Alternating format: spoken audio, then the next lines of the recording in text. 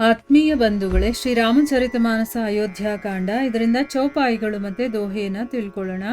ಮಹಿಸುರ ಮಂತ್ರಿ ಮಾತು ಗುರು ಗನೆ ಲೋग लिए साथ पावन आश्रम गवनु किय भरत लखन रघुनाथ सीय आय मुनि बर पग लागी उचित असीस लही मन मागी गुरपति निहि मुनि तियन्ह समेता मिली प्रेम कही जाइन जेता बंदी बंदी पग सिय सबही के आसिर बचन लहे प्रिय जी के सासु सकल सब सिय निहारी मूदे नयन सहमी सुकुमारी परी बधिक बस मनहु मराली काह कीन्ह कर तार कुचाली तिन्ह सिय निरखी निपट दुख पावा सो सब सहिय जो दैव सहावा जनक सुता तब उर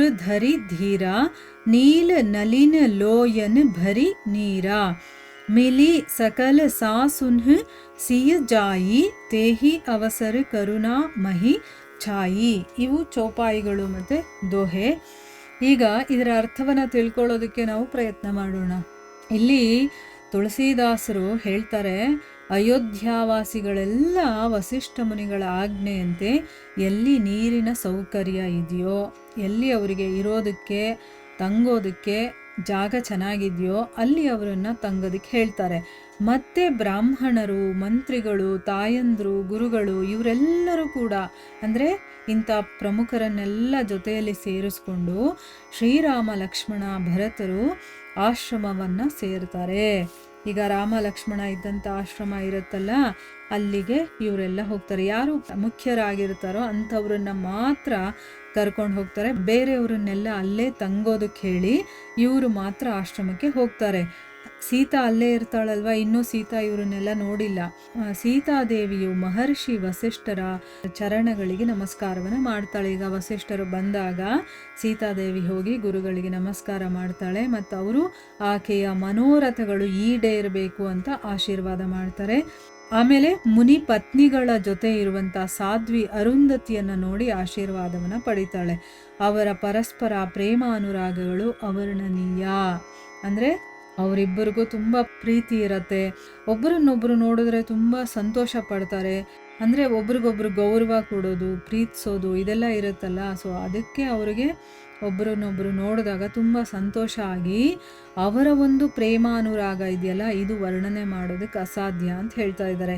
ಸೀತಾದೇವಿ ಎಲ್ಲರ ಚರಣಗಳಿಗೂ ಕೂಡ ಬೇರೆ ಬೇರೆಯಾಗಿ ವಂದನೆ ಮಾಡಿ, ಅಂದರೆ ಎಲ್ಲರಿಗೂ ಸೇರಿಸಿ ಒಂದೇ ನಮಸ್ಕಾರ ಮಾಡಿಬಿಡ್ತೀವಿ ನಾವು ಇವಾಗ ಅಲ್ವಾ.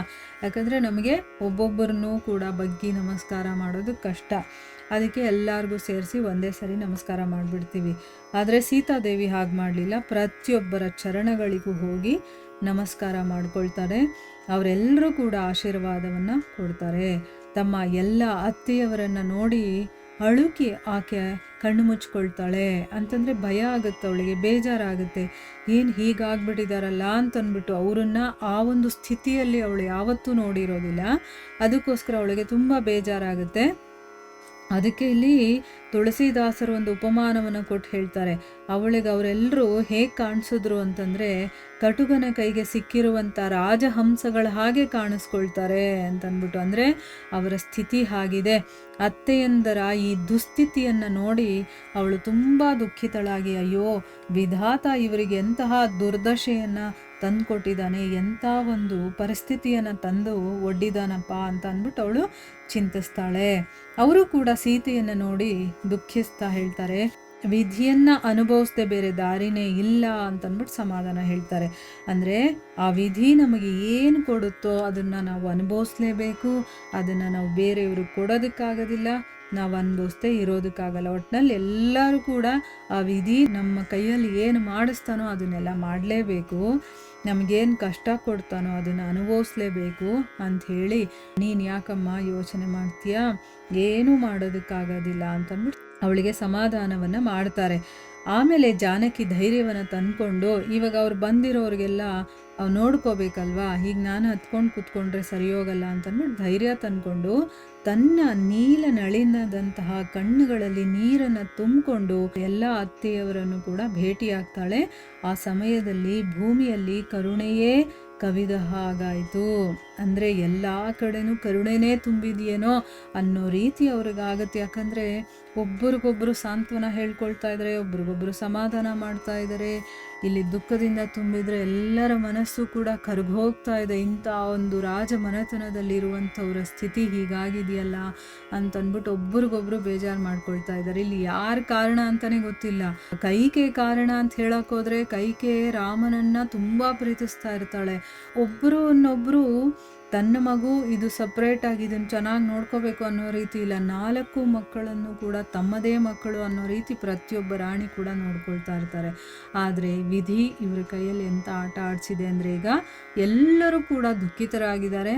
ಆದರೆ ಇಲ್ಲಿ ಈಗ ಕರುಣೆನೇ ಎಲ್ಲ ಕಡೆ ತುಂಬಿಕೊಂಡಿದೆಯೇನೋ ಅನ್ನೋ ರೀತಿ ಒಬ್ರಿಗೊಬ್ಬರು ಕರುಣೆಯನ್ನು ತೋರಿಸ್ಕೊಂಡು ಸಮಾಧಾನ ಮಾಡ್ಕೊಳ್ತಾ ಇದ್ದಾರೆ.